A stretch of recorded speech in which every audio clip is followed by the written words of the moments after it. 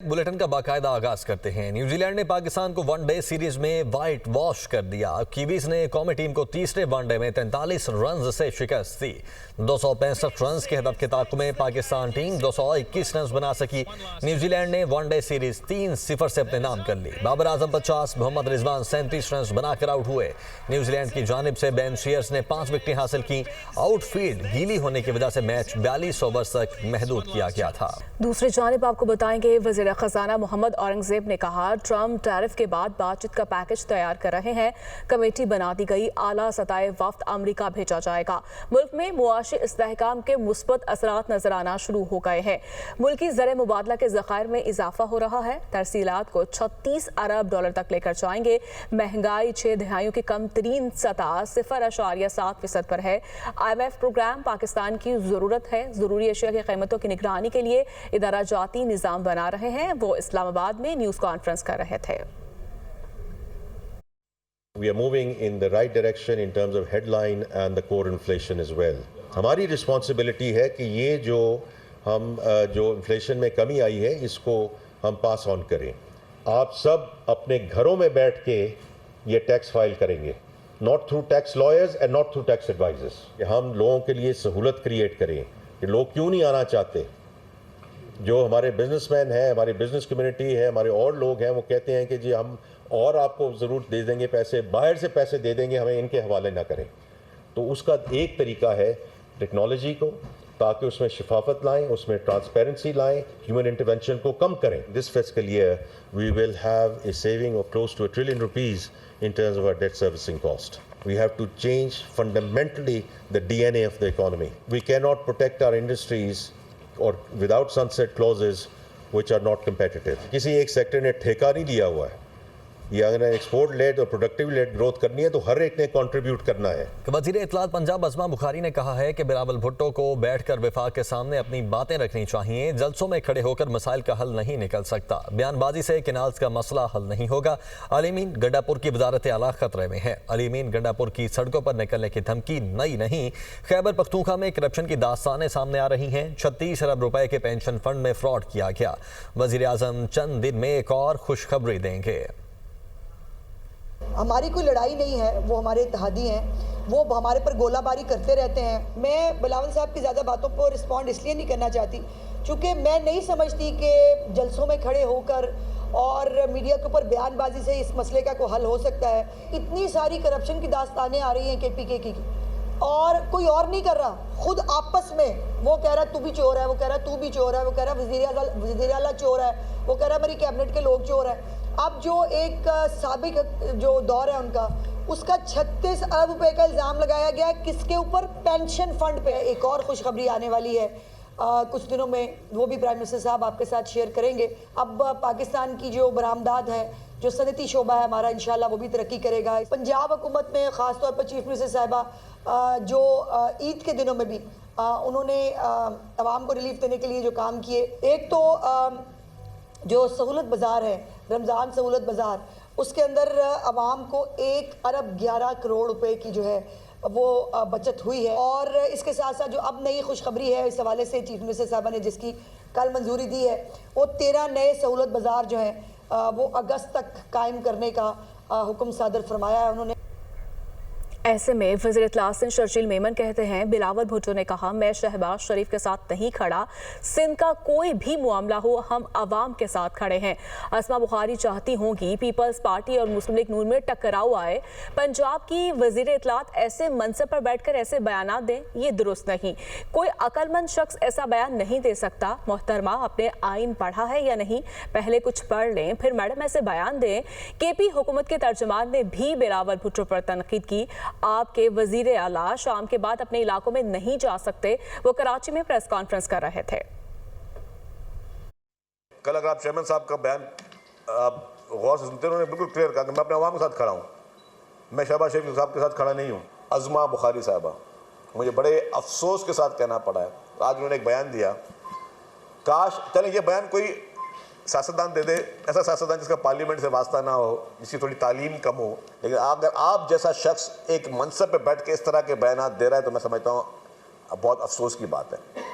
और मैं इसको समझता हूँ कि शायद आप चाहती हैं کہ پیپلز پارٹی فیڈرل گورنمنٹ کے ساتھ کسی کلیش میں آئے یا یہ آپ کا کوئی ایجنڈا ہو سکتا ہے. اور اگر آپ کے کوئی ایشوز ہیں فیڈرل گورنمنٹ کے ساتھ تو مہربانی کر کے وہ اپنے گھر میں سیٹل کریں, ان کو کسی اس طرح سے آپ کے سامنے نہ لے کے آئیں کہ جو ہے اس سے کوئی کنفیوژن پیدا ہو.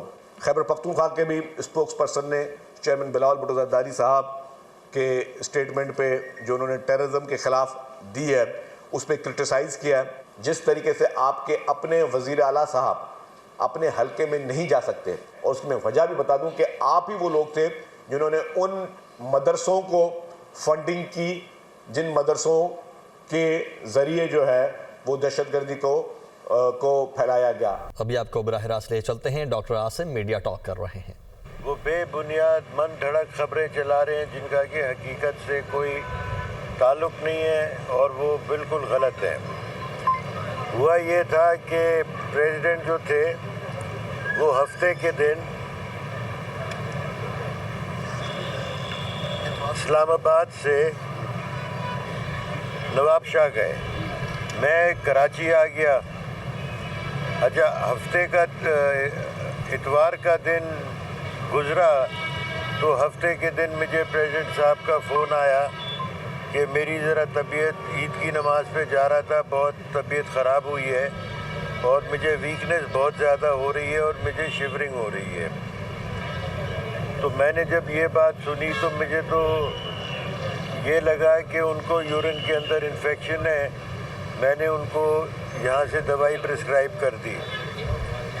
اس کے بعد ہم شام کو پھر فون آیا کہ طبیعت جو ہے عید کے روز بہت خراب ہے اور سردی لگ رہی ہے اور اب بخار بھی آ گیا ہے. مجھے تو شک ہوا تو پھر میں رات کو نواب شاہ پہنچا اور اندازہ یہ ہو گیا تھا کہ کیونکہ نواب شاہ میں اتنی ہیلتھ فیسلٹیز نہیں ہیں کہ ان کو کراچی لانا پڑے گا. تو اتوار کی رات ہم وہاں سے کوئی 3 بجے منڈے کی رات ہم ان کو کراچی لے آئے اور یہاں پہ ان کے ٹیسٹ ویسٹ شروع کیے.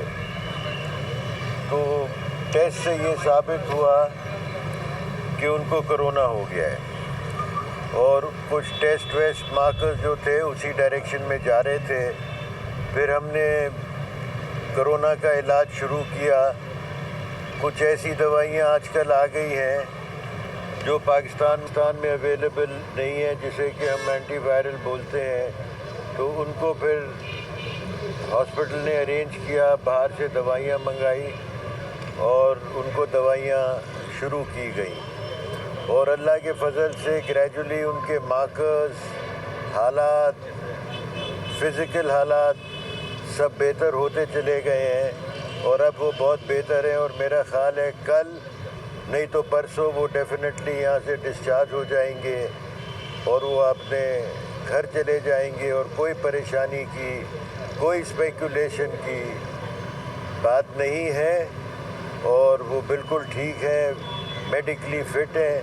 ان کو ان کے اسپیشلسٹ دیکھ رہے ہیں, انفیکشس کنٹرول کے ڈاکٹر اسامہ بھی ان کے ساتھ ہیں, دیکھ رہے ہیں روز. اور میں سمجھتا ہوں کہ اب یہ اسپیکولیشن اور یہ باتیں should come to an end اور انشاءاللہ وہ کل یا پرسوں گھر پہ ہو. اچھا ڈاکٹر صاحب, یہ صدر صاحب کے جو سیاسی مخالفین ہیں ان کی طرف سے افواہ بھی پھیلائی گئی, الزام بھی عائد کیا گیا کہ ان کو سیاسی کرونا ان کا ظاہر کیا گیا ہے, ایکچولی وہ بالکل ٹھیک ہیں, فٹ ہیں. تو یہ اس کی آپ کس طرح سے وہ کریں, کیونکہ کرونا کا کوئی ویریئنٹ یہاں پہ اس طرح کا کوئی رپورٹ نہیں ہو رہا, تو ان کو اچانک کہاں سے کرونا لگا, کیسے لگا, کہ سیاسی کرونا تو نہیں تھا؟ نہیں جی, یہ بالکل غلط بات ہے آپ کا یہ کہنا کہ کرونا یہاں نہیں ہو رہا. آپ ایک اسپتال میں کھڑے ہیں اور یہاں پہ ہمارے پاس ریکارڈ ہے. کرونا پہلے جیسا ہے نہیں, لیکن کرونا ابھی بھی موجود ہے پاکستان کے اندر.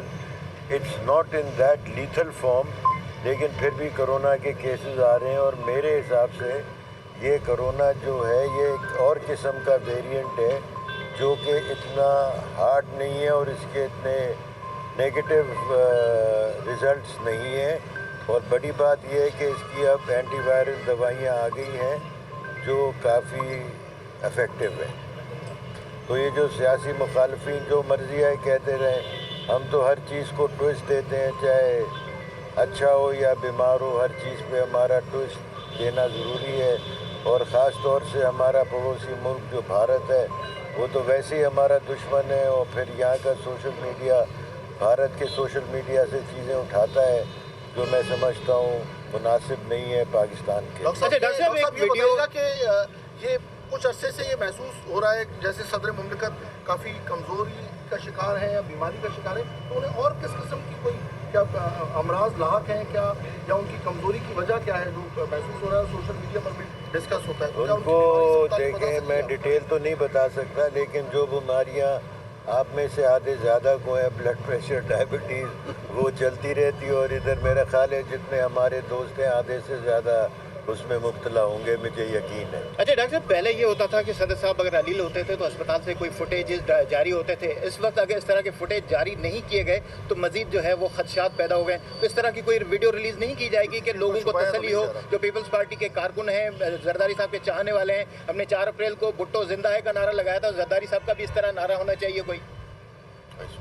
یہ تو ان کا سیاسی فیصلہ ہے کہ فوٹیجز جاری کریں یا نہیں کریں، لیکن میں نے کہا ہے کہ بالکل نہیں ہونے چاہیے، اس کا اور منفی اور نیگیٹو امپیکٹ ہوتا ہے۔ آپ وہ کریں گے تو لوگ کہیں گے یہ جعلی فوٹیجز ہیں، آلریڈی جعلی فوٹیجز کر رہے ہیں۔ میں ایک رسپانسبل آدمی ہوں، میں ایک رسپانسبل ڈاکٹر ہوں، اور جو میں کہہ رہا ہوں وہ ایک بالکل مثبت بات ہے، ہمیں کوئی کسی سے ڈر نہیں ہے، اور اس میں مجھے کوئی بات نہیں ہے کہ he is very well, he is okay and he will be out of the hospital. اچھا، مارکیٹ میں جتنی فوٹیج سب جعلی، 2 نمبر، کناکٹیڈ، اے آئی کریٹڈ، یہ سب وہ ہے۔ تو یہ آپ لوگ اس سے پرہیز کریں اور ان لوگوں سے دور رہیں، اور ان لوگوں کو کنڈیم کریں جو صدر صاحب کے لیے ایسی باتیں۔ ڈاکٹر صاحب کیا کہیں گے، ابھی تک آپ سمیت کتنے لوگوں نے صدر آصف علی زرداری سے ملاقات کی ہے؟ ابھی تک ان کو بھی اب کورونا کی وجہ سے احتیاط کرنا چاہیے؟ نہیں، ابھی تک ان کو سب وزٹرز بینڈ ہیں، سوائے ڈاکٹرز الاؤڈ ہیں، nobody can see. Thank you sir, بڑی مہربانی۔